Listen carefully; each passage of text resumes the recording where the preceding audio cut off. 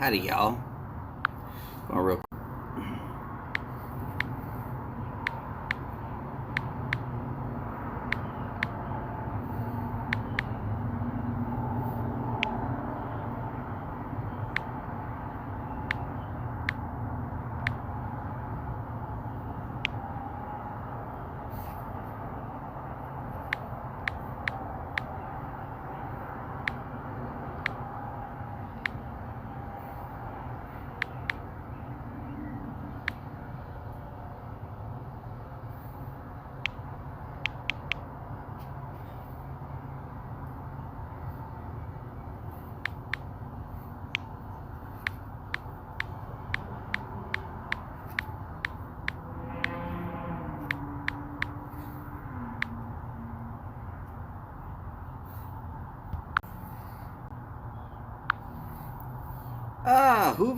Untitled Boris.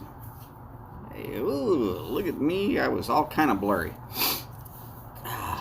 Make sure to say it in here.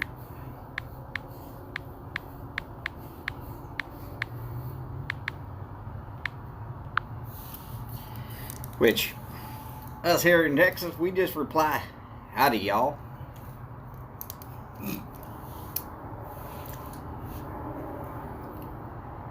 Going to real quick go over some. Howdy, Todd. Glad to see you in here too.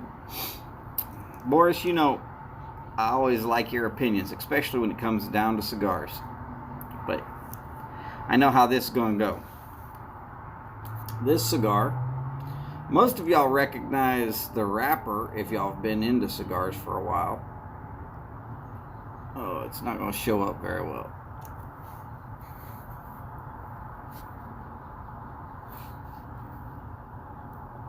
There we go. Perdomo Rsv, that's Reserve. 10th anniversary, Champaign, Connecticut. That is Champaign. And no, not Lake Champlain. Nothing to do with actually Connecticut. This has to do with that wrapper and normally the strength. If you are looking for probably the lightest of light cigars ever, go looking for this artificially yellow cellophane. Most of your reputable retail stores for cigars, brick and mortars, will have the Perdomo Champagne, one way or the other. There's going to be maybe 5 or 6 different versions of it. This happens to be the Distillery series, which tells you which particular store paid the money to get it shipped. Discovery Cigars. I actually know the guy who owns it, so some of the reason why I get some of my lesser cigars from the grocery store right down the road is because I actually know the guy who brings those cigars in, and trying to help out a friend, you know. Howdy, TX. God, I'm hoping that your house did not suffer too much damage from the cold, and I'm not trying to brag about the 66-degree weather I'm having. It's almost to the point where t-shirt and shorts is too much.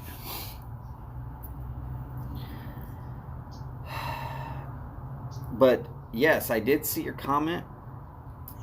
It is actually a really good cigar, and it's one of my first cigars to try and tell people, hey, look, if you're a beginner, and by beginner I mean really a beginner, if you have almost zero experience with a premium cigar,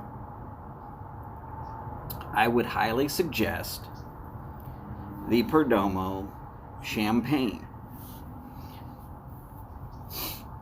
It's going to be light. You're going to get a feel for a cigar without having such a strong nicotine hit that it could take you out. If you are used to cigarettes and you happen to inhale a little bit of this, it's not going to turn you so green so immediately that you end up puking on your own shoes. It's a full-sized stick, so you're going to get a good feel for what that feels like. But it's not going to run you an arm and a leg to go out and basically say, yes, I was able to get a decent cigar so that I could attempt to figure out what it is with these people that like cigars. Two things. First thing, it's not us people that like cigars. Humans like cigars. It's about being able to sit down and contemplate and just be able to just relax and have a good time. All humans should be able to enjoy that. And the only place I've ever been that is more inclusive than the United States Army was for me was in a cigar bar. People from all walks of life, most of them don't even like each other outside of the cigar bar, but they're great friends inside.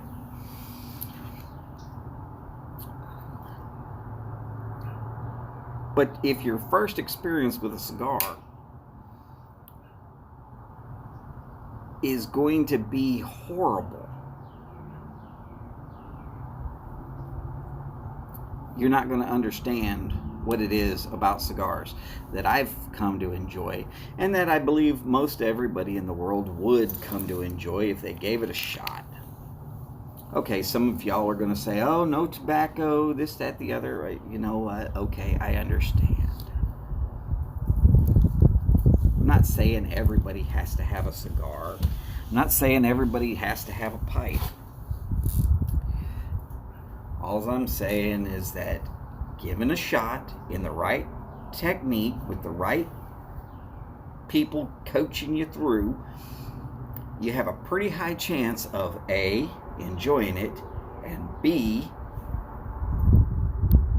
learning to actually enjoy it because of everything that comes with it, instead of being afraid of it.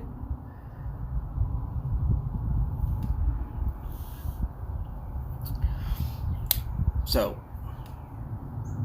go get a Perdomo champagne when you got time. Get it cut. If you don't know how to cut it, get a punch.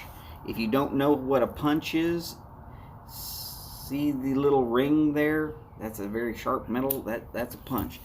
If you don't want to use a punch, get somebody who knows how to cut it. If it's your first time, get help.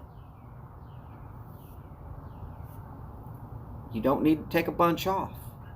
Just that little plug off of the top should be fine for any Connecticut. You don't have to worry about it too much. It's actually a decent cigar. The one interesting fact on Connecticut's are, normally the jacket is so thin that it will break up on you. So you got to be kind of careful with it. Maduros actually have a little bit of a thick leatheriness. They'll withstand a little bit of bumping around. Connecticut's, no, not so much. So you need to be careful with them.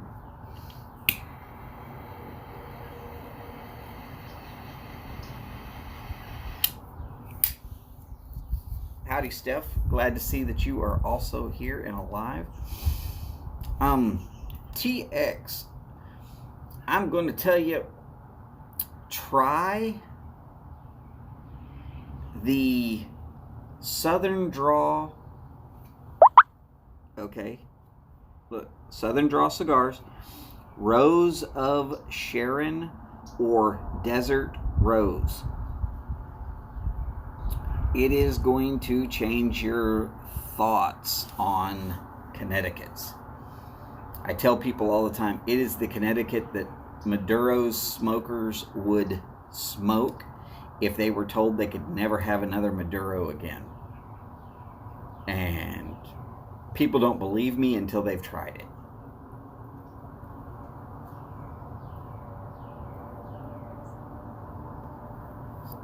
I am not just a Maduro smoker. I do prefer them. But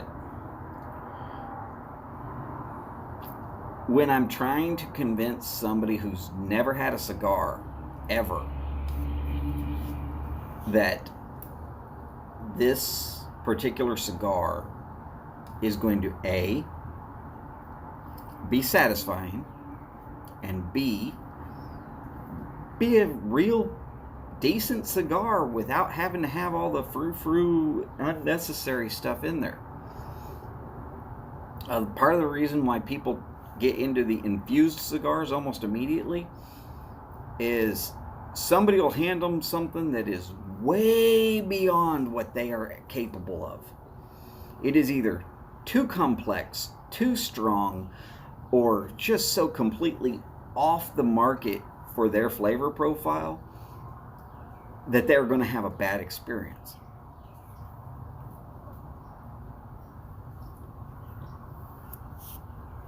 Now,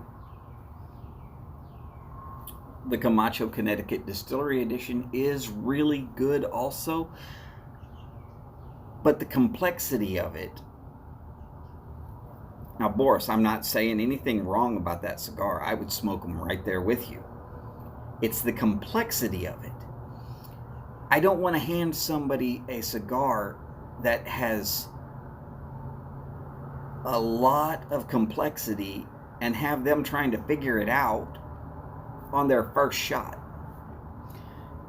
The Perdomo champagne, not super complex. You'll have maybe 2 or 3 notes that you can detect. That Connecticut wrapper is going to be similar to a Virginia for pipe smokers. It's going to be light and fruity without being... It's not going to be super peppery. It's just... it's light. But it's still tasty in the same way that a good all Virginia blend is tasty. You get slight touches of hay.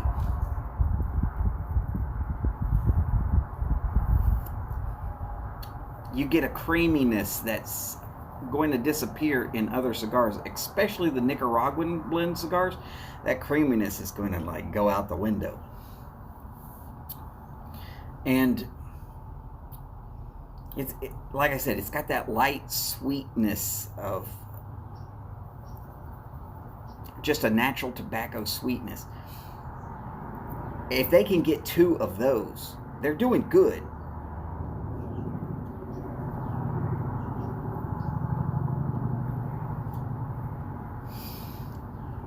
But for a new, brand new, trying to not kill that person, I'm not going to take them to the Southern Draw Rose of Sharon. I'm not going to take them to the Camacho Connecticut Distillery Edition. And let me think of some other... I'm not taking them to the Undercrowns by... yeah, no chance at all I'm taking anybody to an Undercrown if they're new.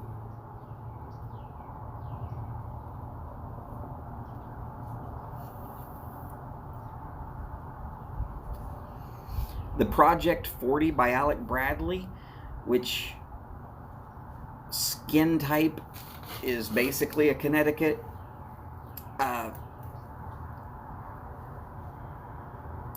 And it's really light, but there's some complexity that's going on in the background. It's actually more inexpensive than this.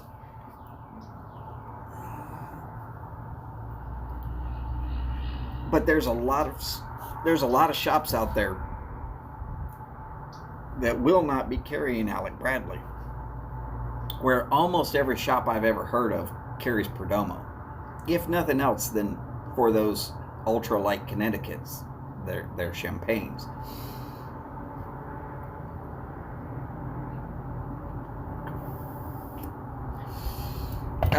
Oliva also has a fantastic Connecticut. Not a problem with suggesting that.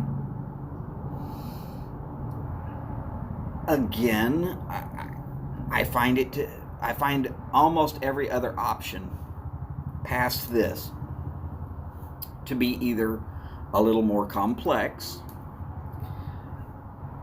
or a little too peppery, or just not a good option. Now, the reason I'd never suggest getting a complex cigar for a newcomer is if you're going to smoke one with them,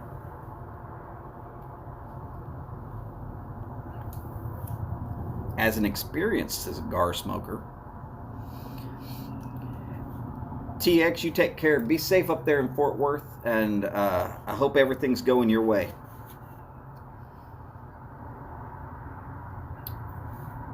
So let's say that you're going to get a cigar, you and a first-timer, friend, buddy, whatever,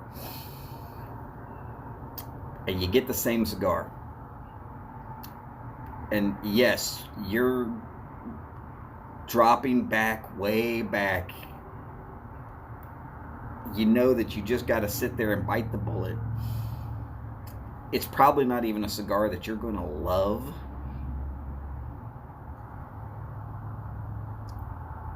It's going to have some cedar to it that you might or might not care about.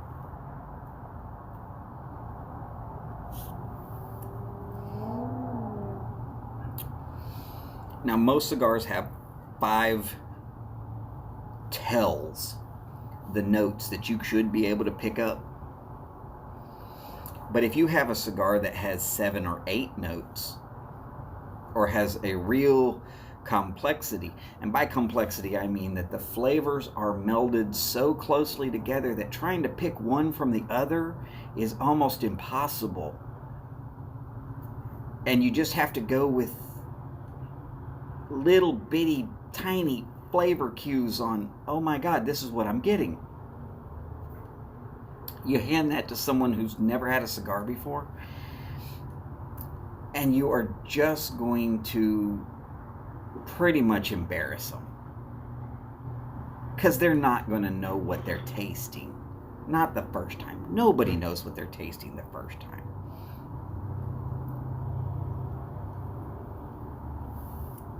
I mean, humans would love to say, oh yeah, I loved chocolate right from the beginning.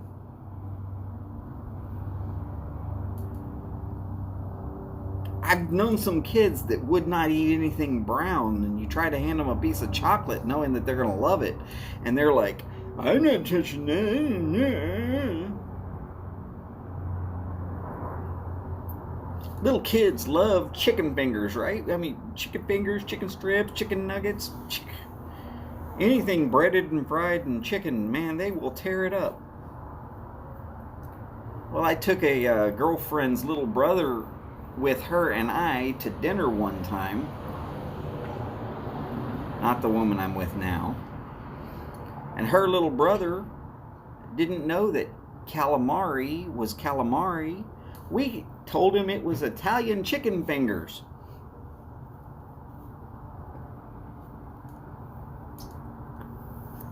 And there he is, sucking them down left, right, and sideways, going, I mean, two-fisted, just throwing them down. And then I told him it's squid. He wouldn't touch them.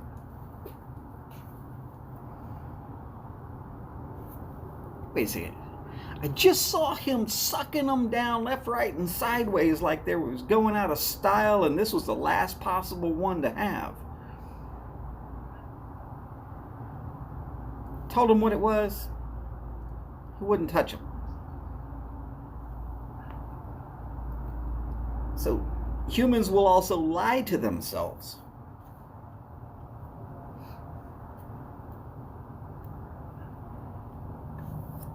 But being able to say, look, in this cigar, you'll catch a little hay. You might catch some notes of cedar. It's got a certain creamy smoothness that is not going to be a harsh thing. If you don't inhale, you'll have a marvelous time.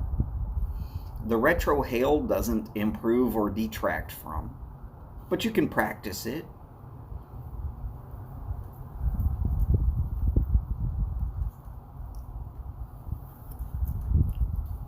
Part of the reasons why I say this, the Perdomo champagne, for those of us who are out there saying, hey, look, have a first cigar. Come sit with me, have a cigar. We're going to sit and talk and just chill. Great cigar for that.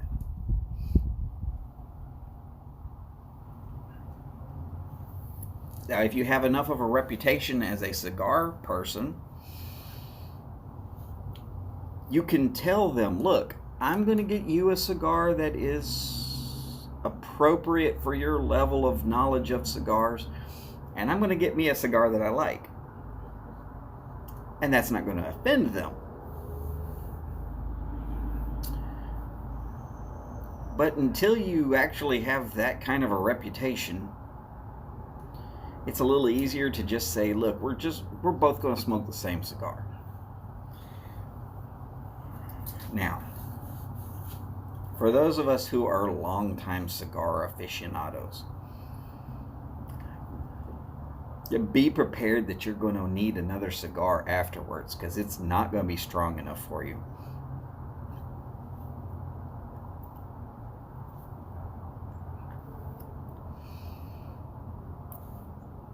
If you like this cigar, it will still be a good cigar. It's still a good cigar.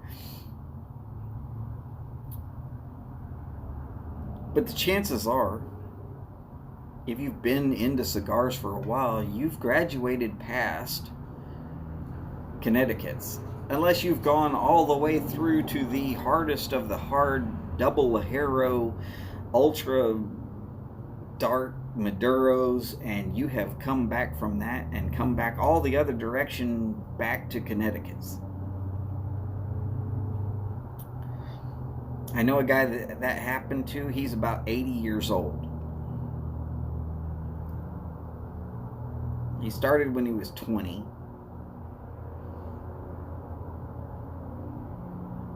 Sometime after coming back from some war or police action or something.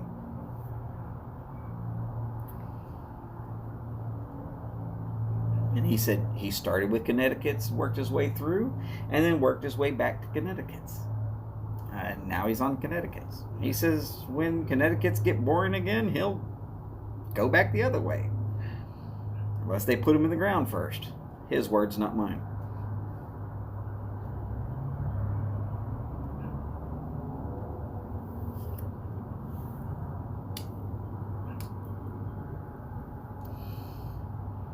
But it's going to be a decent stick.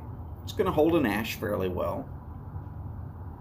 They're going to get the experience of smoking a cigar without having to have all of the extra frou-frou infusion stuff.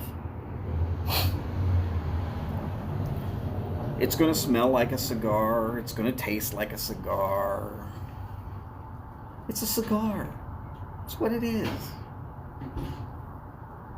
It's not going to be super special.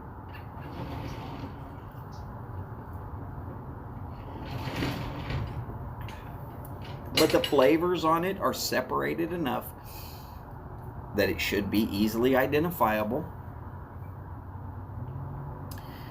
And like I said, it's light enough that you're not going to have a bad experience as a first-timer. Would love to explain that further, but it's going to sound like I'm just repeating myself.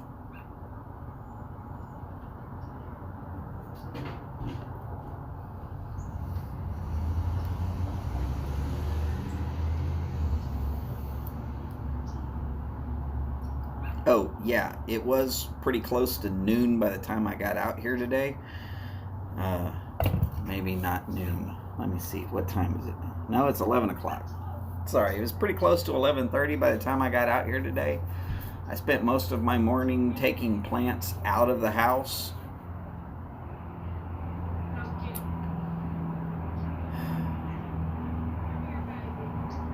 Boiling water was lifted this morning. I'm still going to boil water till the end of the day personally, but I can't guarantee that the stuff from their supply all the way to my house has been fully cleaned out. At least not until the end of the day.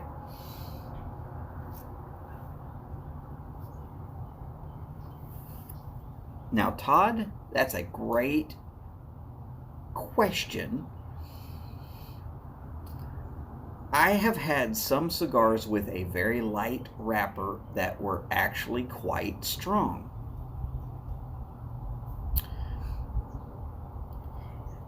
The statement somebody gave you is partially true.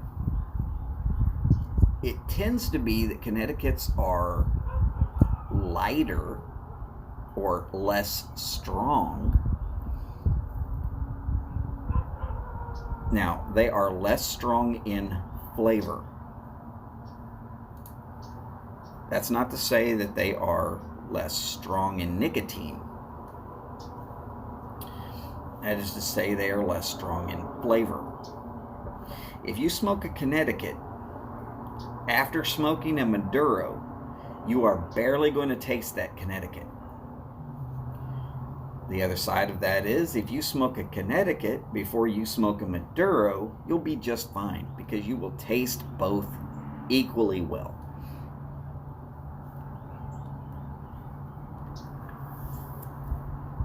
Strength, as far as that statement goes, though, can be greatly affected by the amount of Ligero that is inside of a cigar. Oh, got a hiccup. Oh. Now, Ligero is like Burley and Perique. There's your strength. But those are going to be in the center of the cigar, not on the outside of the cigar.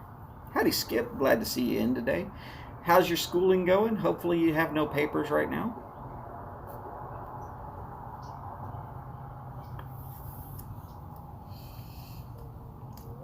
Ligero inherently is going to be the strongest of the nicotines that will get you into there.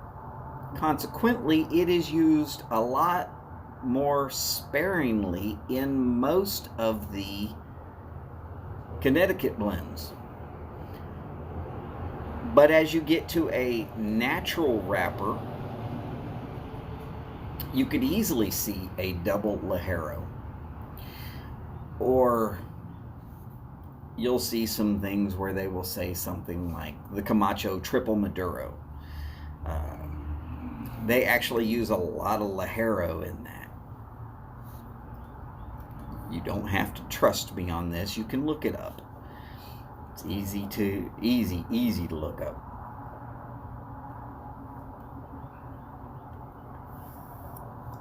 But if strength of flavor is what we're talking about, just got back from a walk. Hopefully it was a nice walk. If it's as warm as it is here, it was a great walk. So if by strength of flavor is what they're talking about, yes, the darker the cigar, the more strong the flavors are going to be.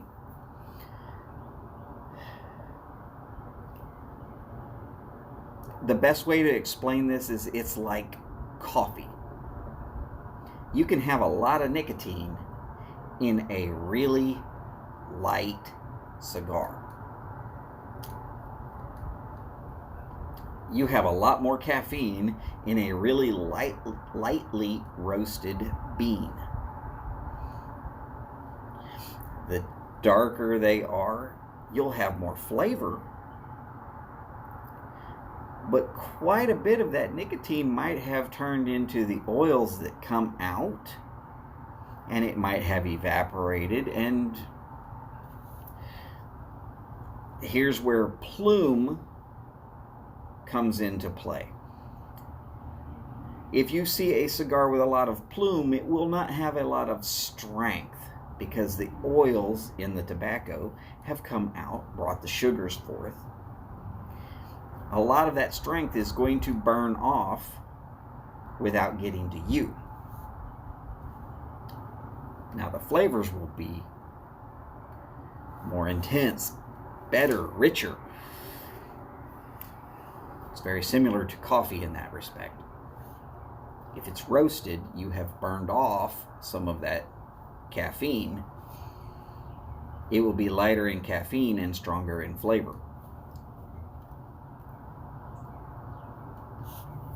Again, all of that can be switched up just by saying, there's more Ligero in this one. Okay, more Ligero will make it stronger. Most Connecticut's do not use Ligero because it will completely take over every flavor in a Connecticut. Connecticut's are supposed to be light and airy and just nice. In fact, if I was to suggest a good setup for a full day, 4 or 5 cigars, I would suggest a light Connecticut first thing in the morning, and steadily go darker throughout the day until you get to the very end of the evening. And then you might want to switch back to something that is lighter in strength and flavor. That's more or less so that it's not jacking up your drink that you're having it with. Now, most people who are going to have 4 or 5 cigars in a day are probably going to have a small bottle of something that they're going to enjoy as an adult beverage. And having a cigar that completely ruins that flavor is, or having a cigar that completely masks the flavor, is just not as enjoyable as being able to say, oh, I'm enjoying both. Just a statement there.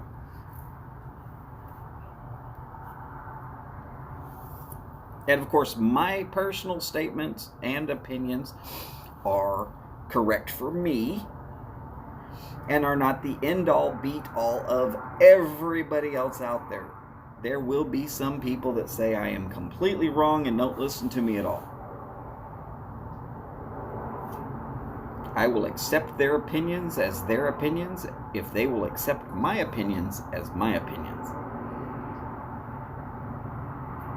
But like I said, for a first-timer, you want to go light, not too complex, but still a decent enough smoke that they're going to actually get the experience without driving them into the ground and driving them away from the lifestyle / hobby that we all tend to enjoy.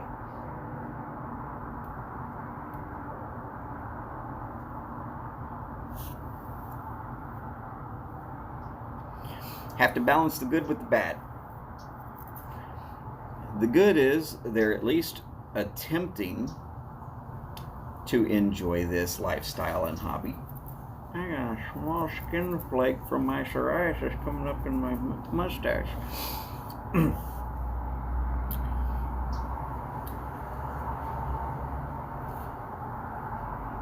The bad part is they're eventually going to get to those same cigars you enjoy, and there's going to be less of those for you to enjoy.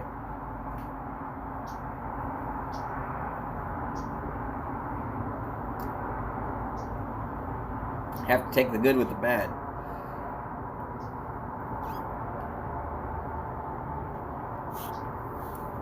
I personally would prefer the friendship with a decent cigar over the running somebody away from the lifestyle and hobby and a fantastic cigar. Being able to converse with people. We are a social animal. We are not meant to truly be totally alone. Some people prefer that, but humans really, there's a whole lists of studies that proves that humans as a whole do better as a community than we do as a singularity.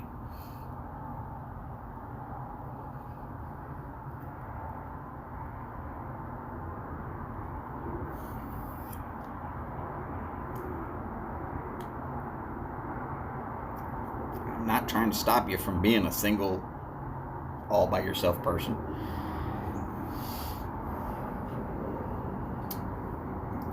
But I'd love for every last one of y'all to be able to come over and enjoy a cigar with me at some point. I'd really love to have the kind of money that it would take for every last one of y'all to come over and have a cigar with me.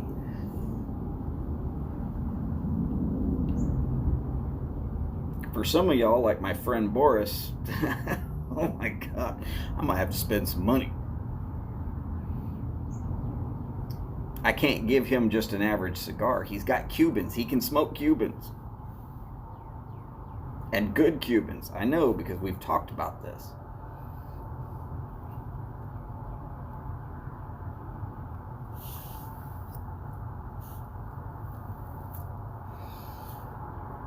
I'm going to be out some serious money if Boris ever shows up in Houston.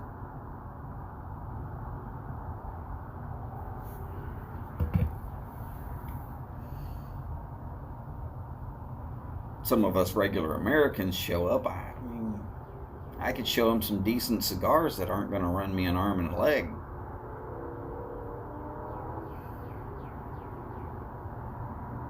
But it'll be in comparison to what they can find right there at their own location. I'm always aware of that. Does somebody at their own home have better cigars than you do? Well, trying to convince them that you're actually worth their time, a little difficult if you send them something that's for them just like, it's so-so.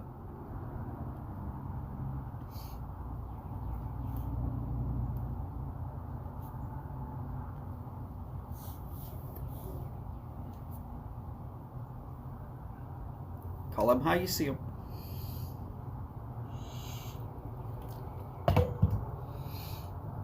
So anybody got anything they want to talk about? I got a lot of cigar left to go.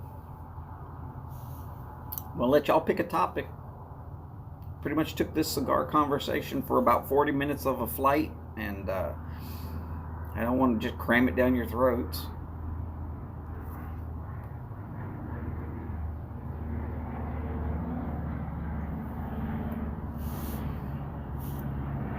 We all know I can go on and on and on about cigars. In fact, when I first started really hanging out in cigar lounges here in the Houston area,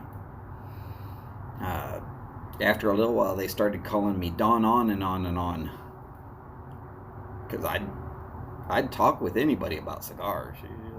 Let's talk. It's fine.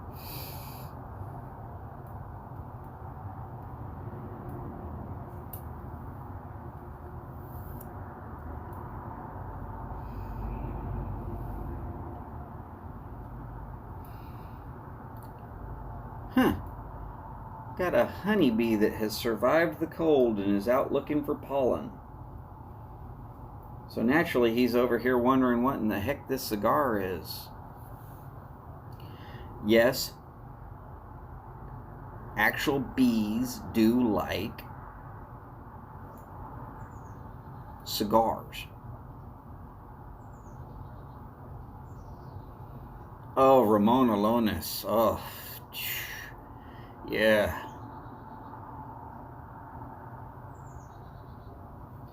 See, Boris is full on in agreement with me. You want to start off with something light. You want to move on to something medium and complex, and then you really want to be able to just knock it out of the park when you get to that last one of the evening. If you're having 3 sticks and you have those 3 sticks the way he's just laid them out for you,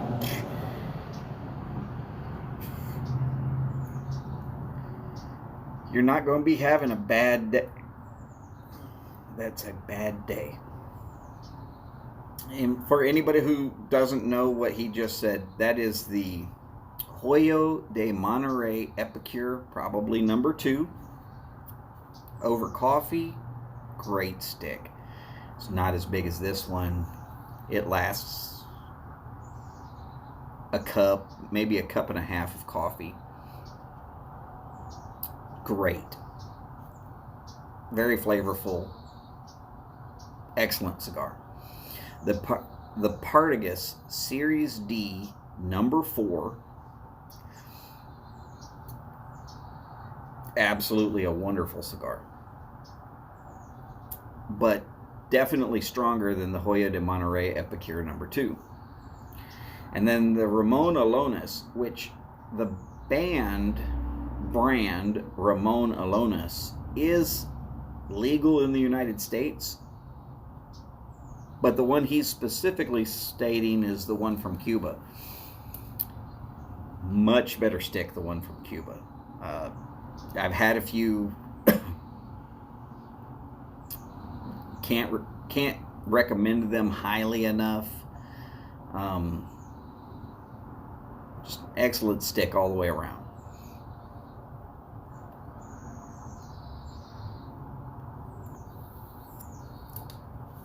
Now, granted, Boris, very few of us will actually ever smoke 3 sticks in a day. The most I ever did, I was in a cigar shop working, and I showed up at 6 in the morning to do inventory. We completed inventory. The boss handed me a stick, so I smoked that. It was the day after the shop I worked in had a party that lasted until midnight, and my other 2 co-workers were there until midnight. So I told both of them, go home. I'll cover the full day. Every last one of us was already on overtime, so there was going to be no question that it was going to need to be covered one way or the other. But I smoked that first one at like 8 o'clock in the morning. I smoked a La Imperiosa right as I opened the shop at 10. By 12 o'clock, I was smoking, that's noon, I was smoking another cigar. By 2 o'clock, I'm smoking another cigar. Shop didn't close until 9 o'clock that night. By 9 o'clock at night, I'm pretty tired, but I'm on my like 8th cigar as I'm leaving to go home, which it was an hour trip. But short of working in a cigar shop and being able to just layer them out just perfectly so that they get stronger throughout the day, or that they get more flavorful throughout the day, you're going to have a really hard time smoking more than 3 or 4, unless you are a super collector or you have the ability to sit around at a cigar shop all day just because you've got things arranged in your life that'll allow you to do it.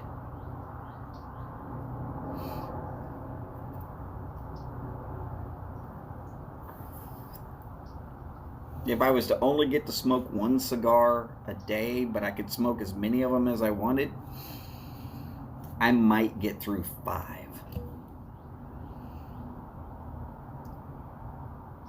Might.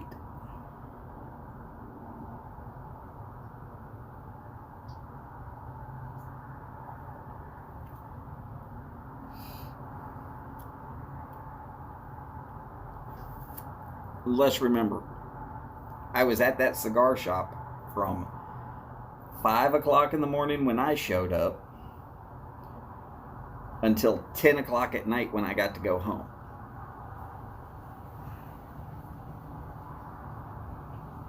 It's a long day to be around cigars and not smoke any of them.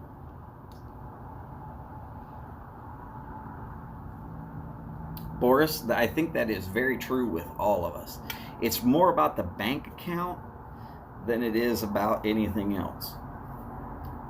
And had it not been for the fact that I could get those cigars that I smoked that particular day at a serious discount, and some of them were given to me, I wouldn't have smoked 8 in a day. It's insane. Now, you go talking about the people who actually own a factory, or they are the top dog at one of the cigar factories, they'll smoke all day long. They might smoke 9 or 10 cigars in a day.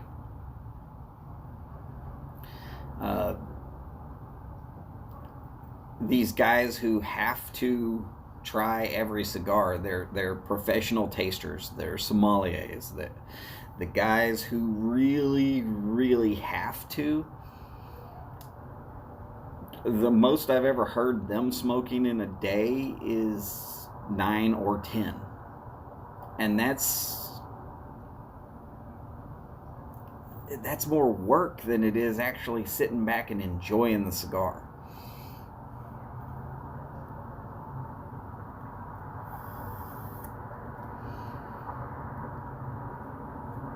Now, I will say that of the 3 guys that were working at that shop at the time when I worked there, every last one of us worked an open to close shift, which is at least 10 o'clock in the morning all the way through to 10 o'clock at night. 12 hours working in a cigar shop.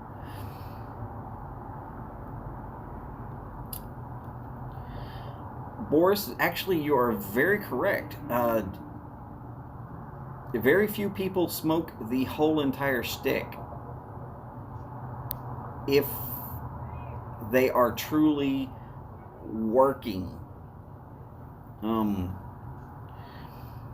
They smoke enough of it that they get from a flavor change at the beginning, or the first flavor at the beginning, through how many ever flavor changes they're expecting, and when it starts tasting like what they remember from the very beginning, that's when they'll put it down. And sometimes they're going to grab that stick that's going to be just like not for them at all, and they're going to take 5 or 6 puffs and then they're going to toss it.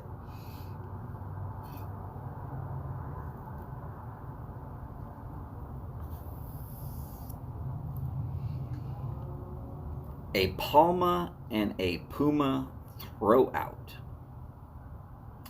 Honestly, Todd, I am not sure. Could it be a La Palina that you possibly saw? La Palinas are an excellent cigar. I prefer the Oscuros.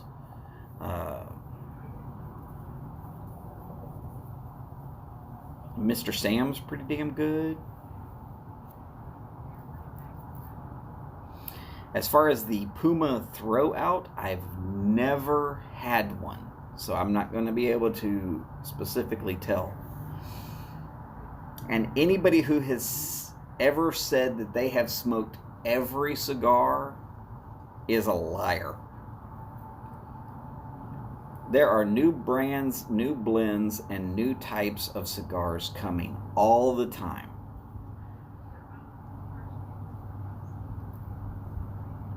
I've known people who work in the industry and have worked in the industry for a long time and have tried most of everything. And they have constantly told me, it's not possible to smoke every cigar. There are brands that are not available where you're at. There are cigars that you are never going to see because they're already discontinued. There are brands that are kind of specific to a certain area. So it's going to be almost impossible for me to know everything about every cigar.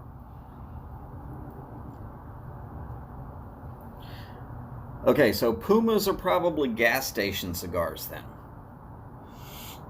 What I mean by a gas station cigar, they're right up there with Swisher Sweets and Black and Milds. Now, I'm using Boris's information as the basis for this. Chances are a lot of people are getting Pumas so that they can cut them open, fill them with weed, close them back up, and smoke them. I'm not going to try and go after every cigar. And that's another reason why nobody's going to ever smoke every cigar. Some cigars you already know are not for you.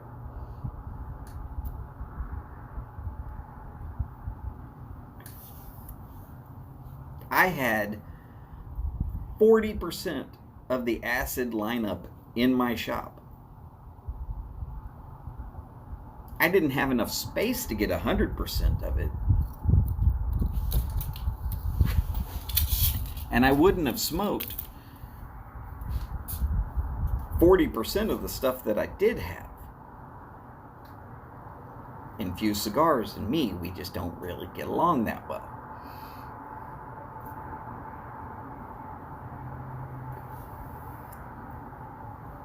Okay, so Pumas are like I said, they're gas station cigars. They're something cheap that might or might not be handled very well or stored in the most optimal of situations.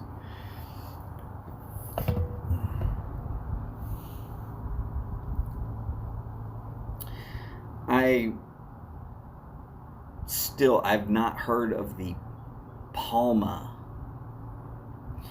And most any time that something says it's a throw out, I get very cautious about anything that is a throw out. A lot of those will have little bits of the bundling material left in them, so there could be plastic pieces and stuff, and that's actually very toxic for you.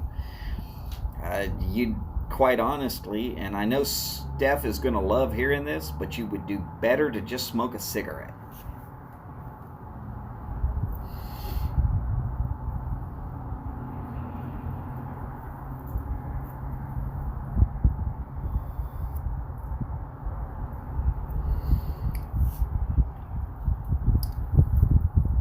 And no, I'm not trying to piss off somebody who believes that those are great. What they've done is they have scraps left over.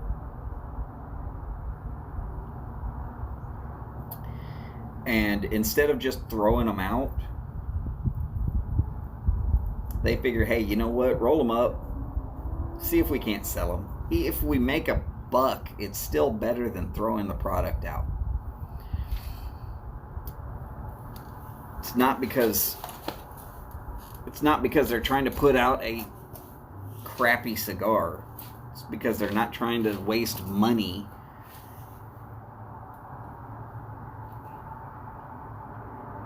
Hey, if you can sell the whole leaf all the way down to the stem, you're making money.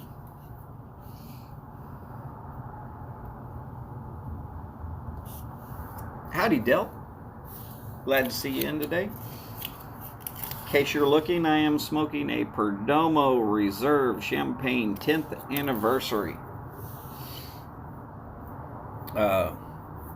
Basically going through, hey, why we should be trying to convince newcomers to cigars that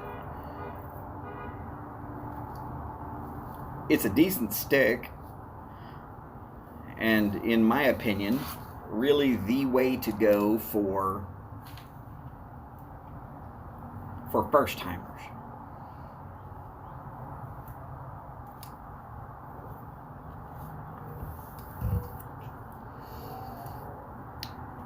Not going to try and lie and say, oh my God, best cigar on the planet. Very few cigars ever are going to rate in that category of, oh my God, best cigar on the planet. I personally don't even trust these top 25 cigar of the year category cigars.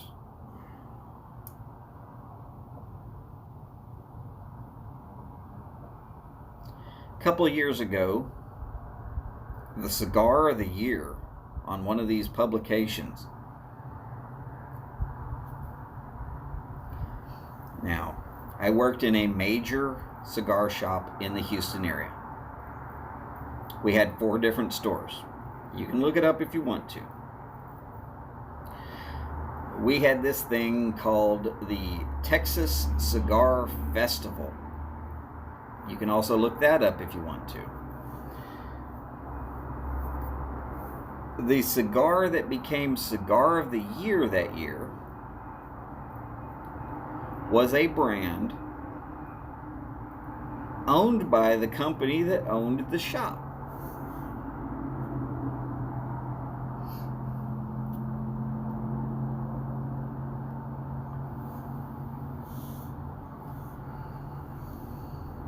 Now, when they had the Texas Cigar Festival, they had a lot of deals. You buy a certain number of cigars, you get extra cigars.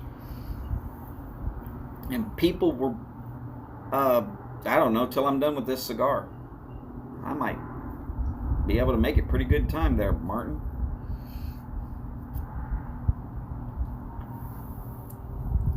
Unless, of course, you need to stream. I could always in. We could watch you.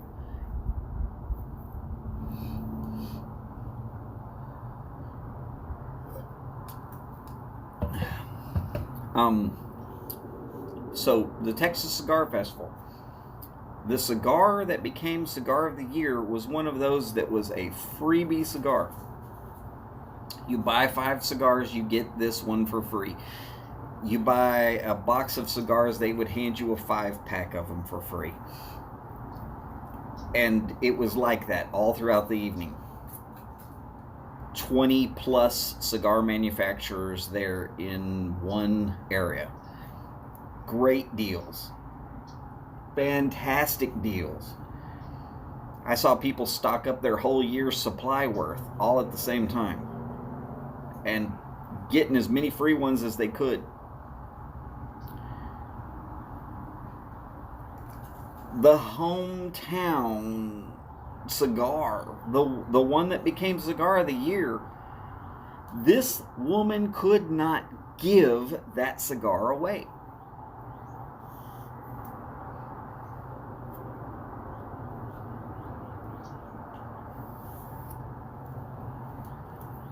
Could not give it away. She had some sitting out there, which was just literally, take one if you want one. Just to get them to try it.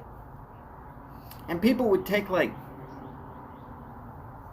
4 or 5 good puffs on it, they'd toss it in one of the big, looked like a barrel with sand in it, just to get rid of it. And then suddenly it became Cigar of the Year. Oh, she would have given them to you. She was giving them away.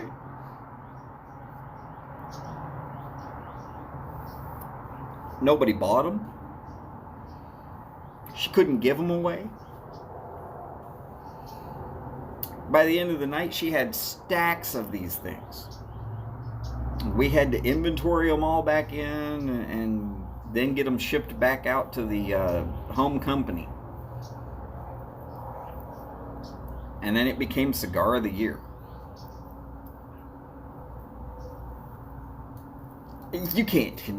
You cannot convince me that in any one way, shape, form, that cigar was the Cigar of the Year.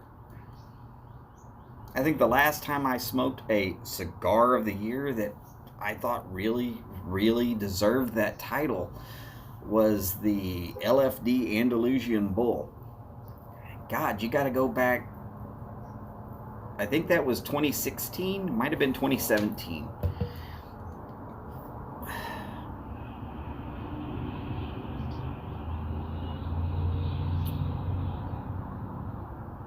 If Skip's still here, I will remind y'all, Skip would be able to place this pretty well. It was before Patrick Mahomes came into the league that cigar came out as Cigar of the Year.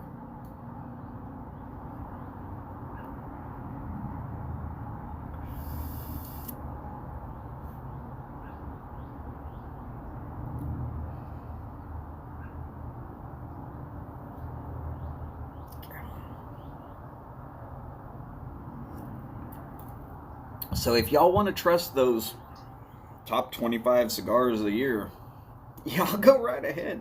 But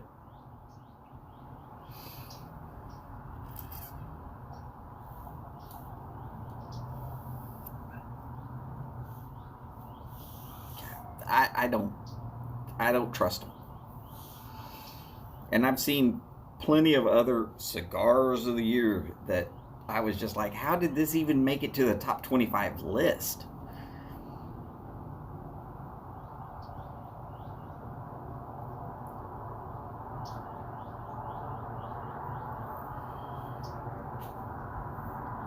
Now, all of those lists will put one Cuban cigar on there.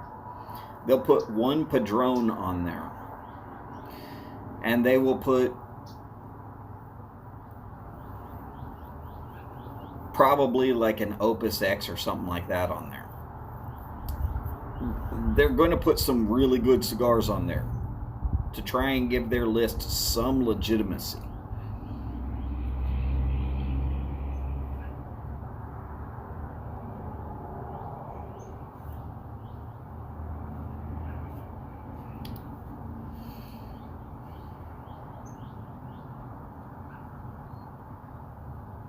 But then you put a cigar that you couldn't give away 6 months previous as the top cigar of the year, and it completely blows the whole legitimacy of that list.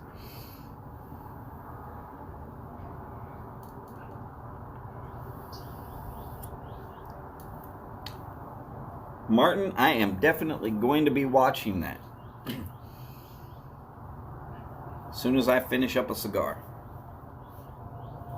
I'm not going to work on the pipes today. Had to move too much stuff out of the house back out into the yard, plants and such. Just don't feel up to it. Shoulders are a little sore, back's a little stiff. Tomorrow's a good day. I'll get onto the pipe making process tomorrow.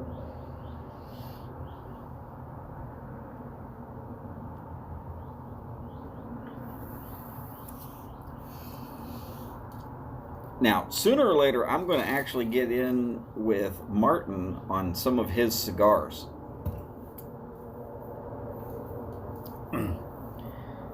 Because there he was during COVID smoking some cigars that I was like, what in the heck are you doing?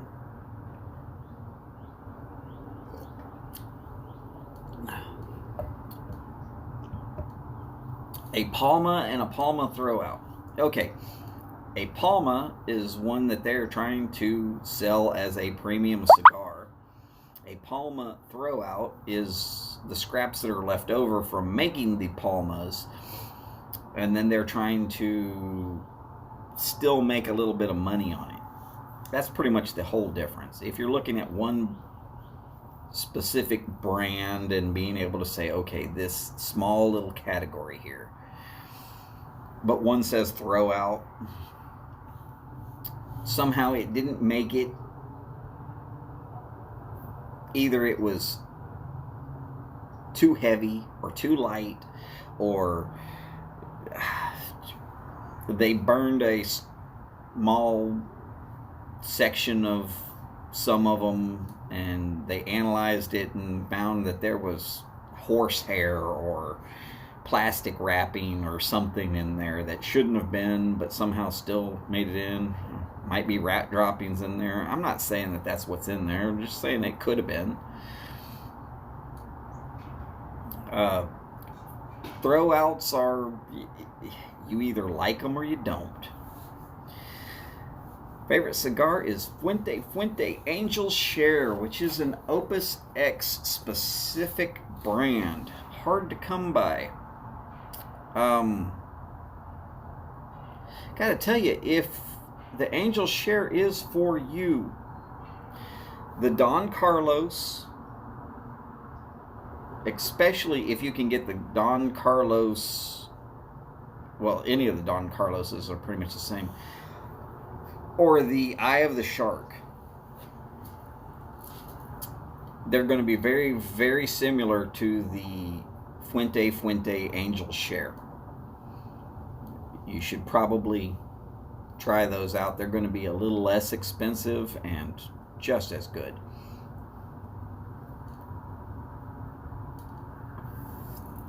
And if you can ever find the 858 Rosado Sungrown, remember, Rosado Sungrown, it is surprisingly fantastic at a bargain basement price.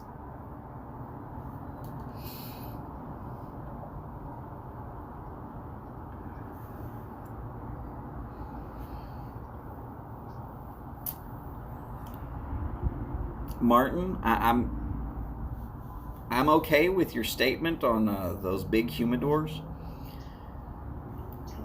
but my humidor when I worked inside that cigar shop, you could walk around in it. So doghouse, real house. Hell, I've had an apartment that was smaller than the humidor that I was in control of. Yeah. A lot of sticks. Real good sticks, too.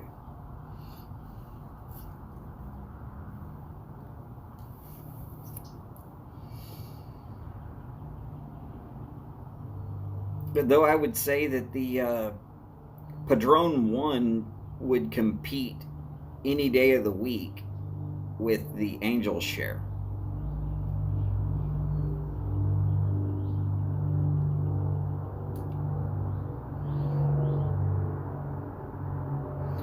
Martin, I would love to have the money to be able to do that, but cigars are still going to be much more expensive.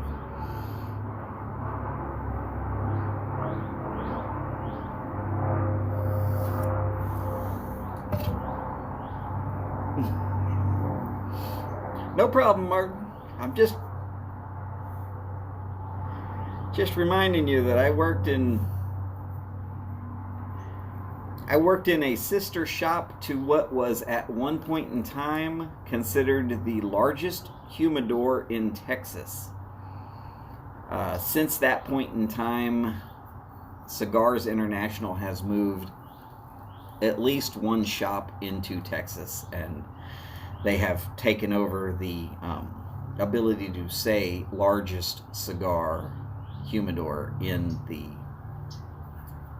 whole area of Texas. And if I remember correctly, the Cigar International humidor in Bethlehem, Pennsylvania, I believe, is still the largest one in the United States.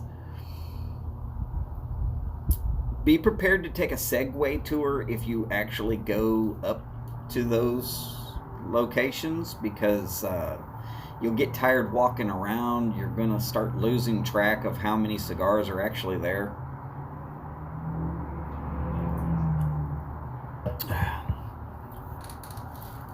But yeah, I've seen some really, really big and really nice humidors. They still all fail to compare to what you could have at a shop.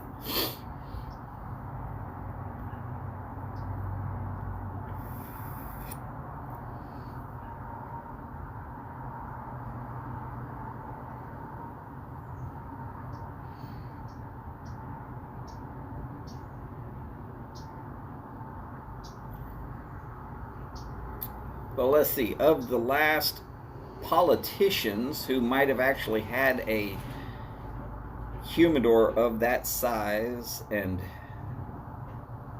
able to have that quality of cigars, I would believe that musically speaking, we should go into saxophones.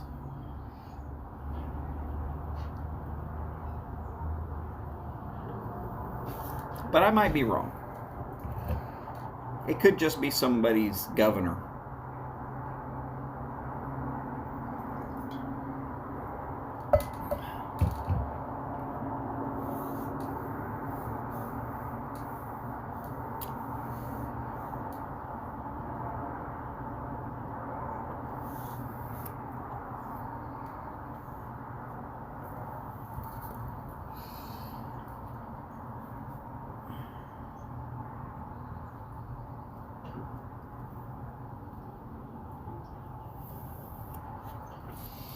Cigars Daily. I'm going to have to look them up. Now, I've seen some really good podcasts and YouTube streams that are all about cigars. Surprisingly, though, I'm in a very, very small select group that does both pipes and cigars. Tends to be most people that do cigars stay pretty much into cigars. And most people that do pipes stay pretty much with pipes. Oh yeah, a free angel share? Shoot, that's a friend. Hi. How are you? Doing well, how about yourselves? Just great, thanks. And warm. Loving this weather compared to Tuesday. Oh yeah. Take care. In case y'all don't remember, I was looking like the Michelin tire or the Stay Puft Marshmallow Man last Tuesday when it was 16 degrees and I was out here freezing my 1-1 and my 2-2 off also.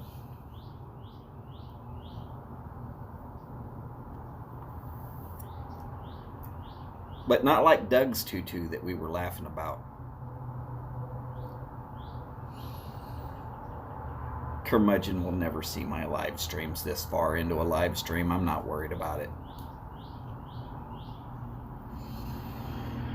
Yeah, a live angel share is definitely going to be a good cigar. I'm not saying that they're not good cigars.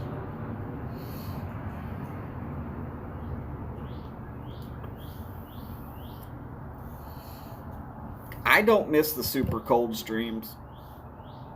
I just did it to prove that I could do it if I had to. I don't wanna. It was painful.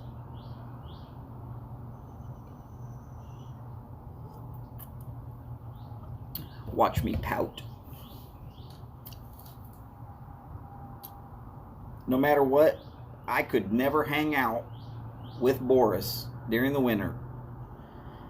I'm afraid he would be laughing at me as I turn blue and icicles are hanging from every portion of me.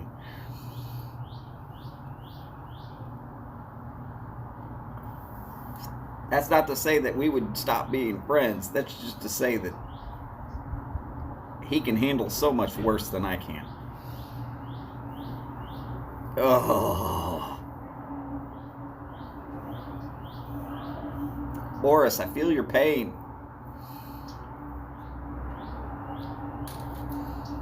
It's as cold as I've ever actually been while smoking a cigar. Of course, it's also as cold as I've ever been while riding a Harley.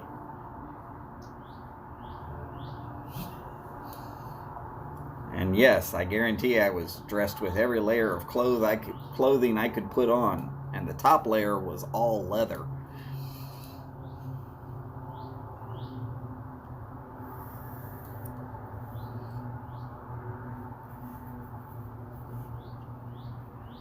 Oh. Just not built for cold. Sorry.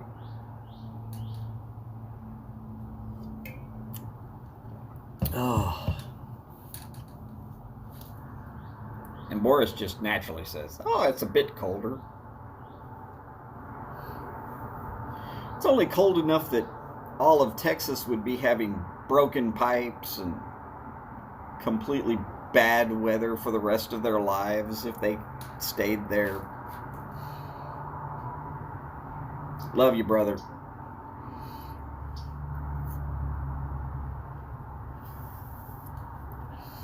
The one good thing about having that kind of cold weather, though, is when you set your bourbon down,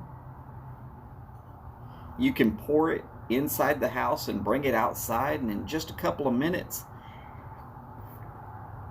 without any ice in the glass, it's perfect temperature for sipping.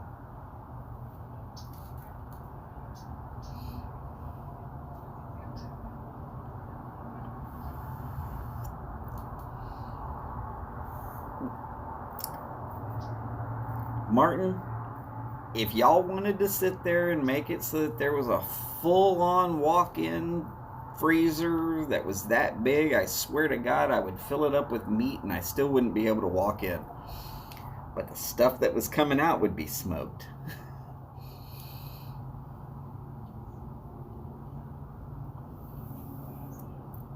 I don't think I could smoke a cigar on a Harley at any kind of speed in 16-degree weather. I had 2 pairs of gloves on.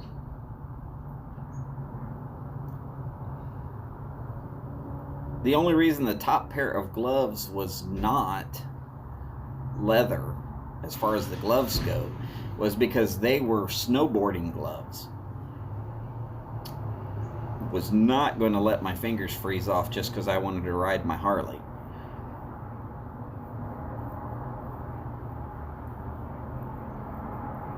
Ooh, 26 degrees Fahrenheit.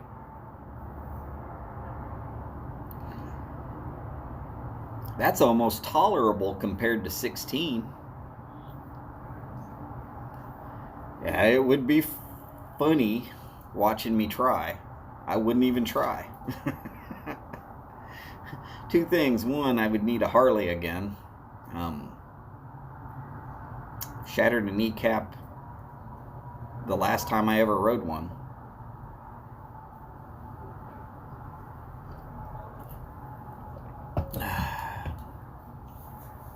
Should be above freezing for at least a week. After 16, that's going to feel marvelous. I know it will. I still wouldn't suggest t-shirt and shorts where you're at, Boris. I still believe it'll be cold enough that it could be slightly problematic.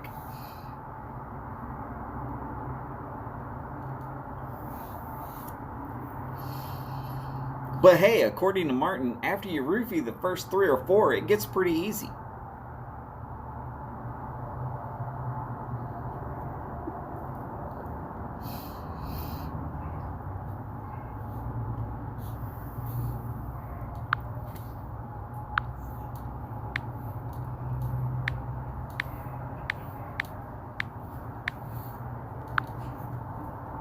And of course, this statement that's coming up is just for Martin.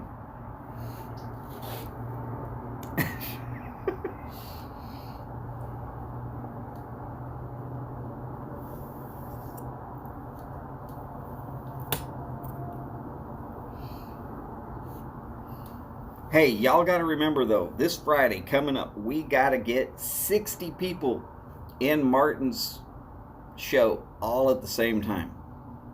He's giving some stuff away if we get back to 60. Our top level was 64. We can hit it. We can get it there. I know that a lot of people thought that that was only because they were going to give it away, but I think we should be able to stay at a good constant 60 and maybe even go above that.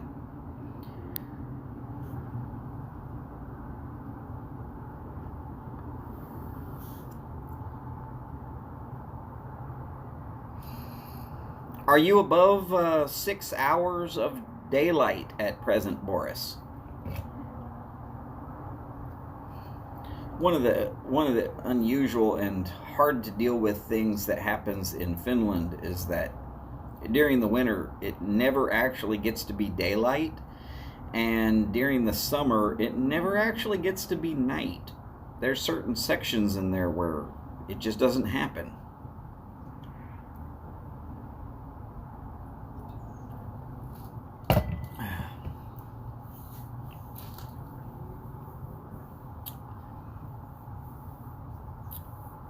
Well, just remember, tell everybody that you can on any live streams that you happen to hit that we're hoping to get Martin's stream back up to 60. Remember, if you've got a Twitter account, Twitter that sucker out. Let's see if we can't push that stream back up there where it's supposed to be. Obviously, any of us who've been there, because all of us have been there, Martin works really hard at putting on a damn good stream.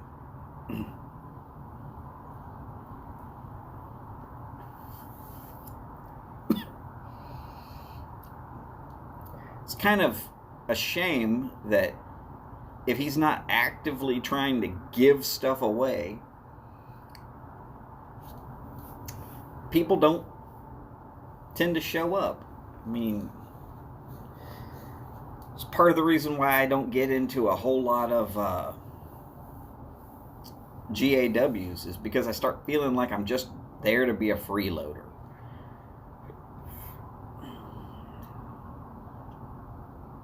In fact, if y'all were watching recently Boca de Boyton put his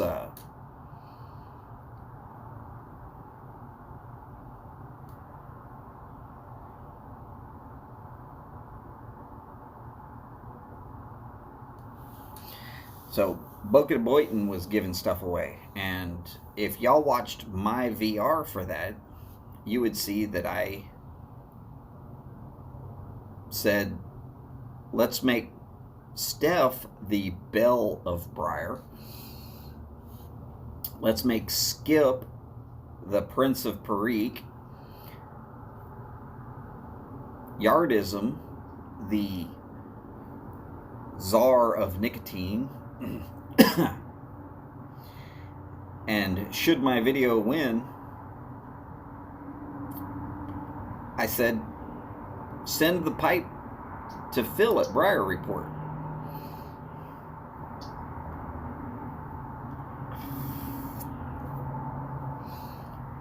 Now I have a strong suspicion that Phil will either love to have a pipe from Phil Rivara, or he will then turn around and somehow figure out a way to bundle that with somebody else's GAW and give that pipe away. Phil is a very giving person.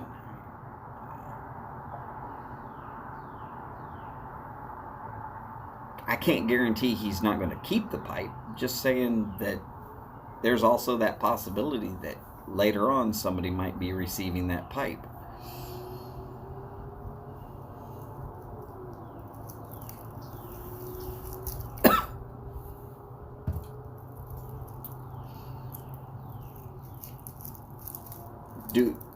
I think that I would seriously enjoy that pipe that's being given away. Oh, hell yes.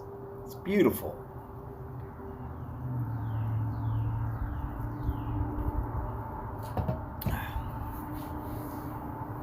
But again, I don't want to feel like a freeloader.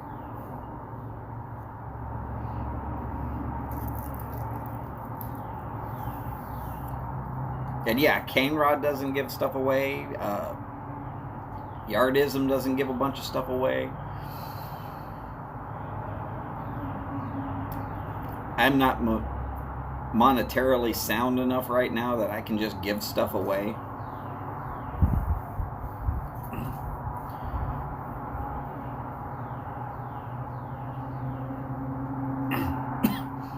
Mike gives away stuff all the time, but his regular shows, even when he's not giving stuff away, still gets 60 plus viewers. So I really think we could get the Over a Pipe channel and show to a steady 60 pretty easily.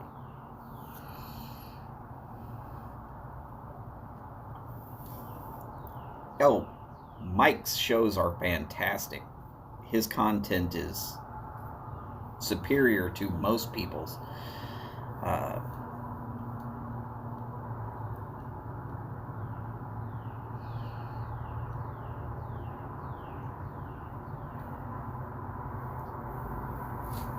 Man, getting out to that 10-hour mark.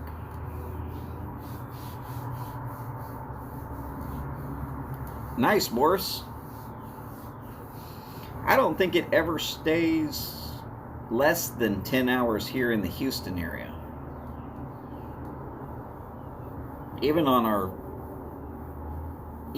shortest day, I think it's at least 10 hours.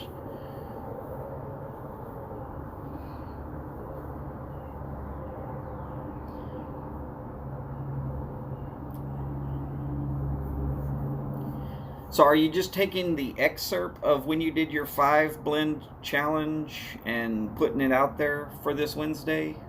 Or is it going to be a whole different video all by itself? I got to learn to edit. But I'm not in any way, shape, or form set up for editing and all that. So I do all of this on my phone.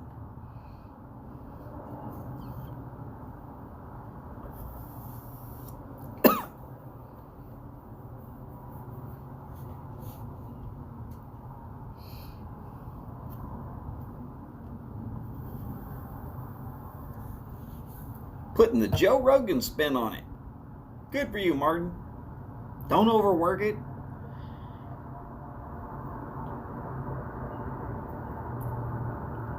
I mean, sure, work it over, but trying to overthink these things. Sometimes, really, in these videos, less is more. So real quick, I'm going to recap what we all discussed today, or what I discussed today. The Perdomo Rsv Champagne 10th Anniversary, Connecticut, is a great example of a cigar for first-timers. That includes for people who are finally coming away from infused cigars and going on to their regular style, non-infused cigars. It's light enough, sweet enough, not going to hurt somebody. They should be able to have a decent smoke without feeling like, oh my God, I can't do this.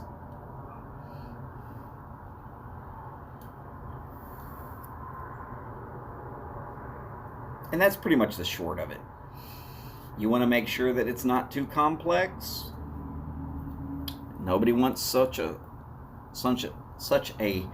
complex cigar that they can't figure it out when they're first starting.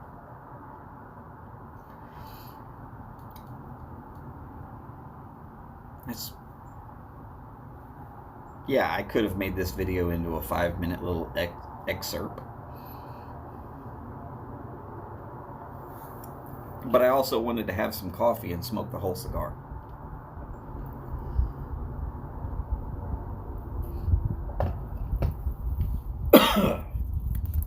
Coffee's gone, cigar's almost over. So I'm going to call it. Here I am, an hour and a half in. Gentlemen, and Steph, if you're still there, and any other ladies that might see this later on. So, gentlemen and ladies, thank y'all very much for showing up today. Really appreciated your time. Great comments. Loved having y'all in here. Remember to take care of yourselves and take care of each other as best you can. As per always, long lives, big bowls, and long ashes. Y'all take care. And I will see you soon. And remember, go watch the What the Dell Chronicles, sponsored by Over a Pipe and Alienware Mishaps from the Dell Computer Company. Y'all have fun.